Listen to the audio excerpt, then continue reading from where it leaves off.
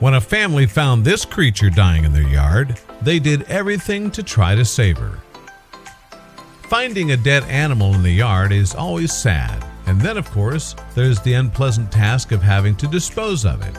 But when what one family took for a corpse started to move, they quickly realized that the creature was still alive, and it was in desperate need of help. It was a scorching hot day when the family came across the woodchuck passed out in their yard. They didn't know how she got there or what had happened to her. Whatever the truth, though, she had some nasty-looking head injuries, so they assumed that the poor animal was dead. Consequently, one family member got a shovel and went about the necessary business of removing the animal. However, they must have got quite a surprise when they lifted the creature up and it started wiggling. Yes, somehow, despite her injuries, the woodchuck was still alive. In the hope that they could save the poor creature's life, the family rang Molly Ryan, a local wildlife expert. Surely, with all her experience, there was a chance that she could help the wounded woodchuck. Woodchucks are widely spread across northern and central parts of the U.S. and Canada. Although they're sometimes called groundhogs, they're actually rodent relative of the squirrel and therefore belong to the marmot family. They're also known as accomplished diggers. And while examining her, Ryan realized just how the family could have easily mistaken the woodchuck for dead.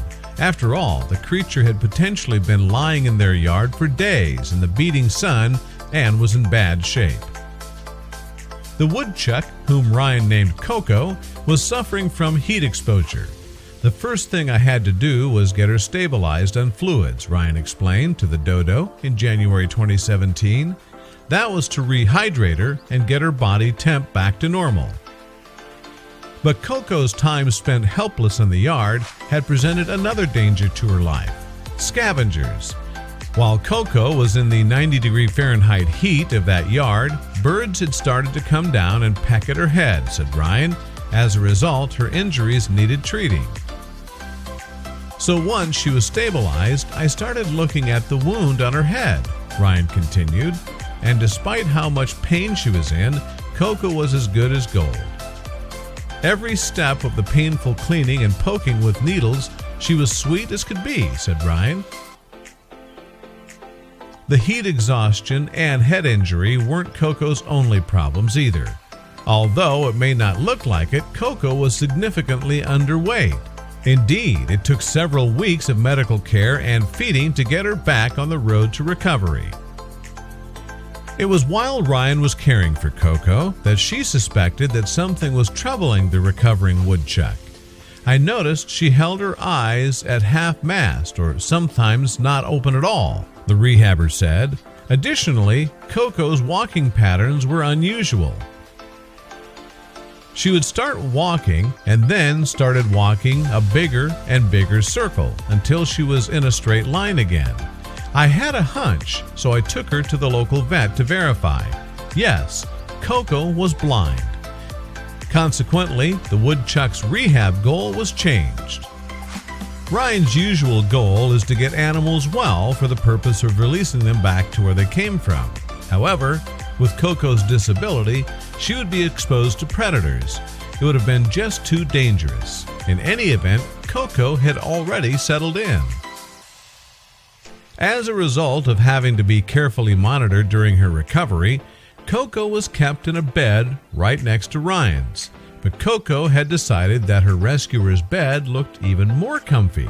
Yes, despite her blindness, the cheeky woodchuck had no trouble finding her way under the covers. She would snuggle right up beside me and make sure part of her body was touching mine all night, Ryan told the Dodo. There's nothing that makes getting out of bed harder than having to leave a gently snoring round fluff ball of snuggling woodchuck. And so Coco became part of the family. Without the worry of having to avoid being on the menu, the little woodchuck adapted well to life indoors. But her closeness to Coco notwithstanding, Ryan said she still was aware that the creature is a wild animal. Coco isn't domesticated, but rather acclimated, the woodchuck's rescuer explained on her social media account. She still has the wild instinct, and I have to always remember that to help keep her happy. Coco also has the benefit of treats to help her hibernate. Continuing, Ryan said, yes, Coco still hibernates, but for a shorter time period. She also sometimes only goes to sleep for a few weeks at a time, which is called torpor, then wakes up like nothing happened. Admittedly, she has to fill up on her favorite Oreo cookies first. Coco even has a job. She's earning her keep educating people about how to treat wild animals. In fact, Ryan thinks of the blind woodchuck as something of an inspiration. We could all learn a thing or two from this chuck about accepting our limitations and challenging them, she concluded.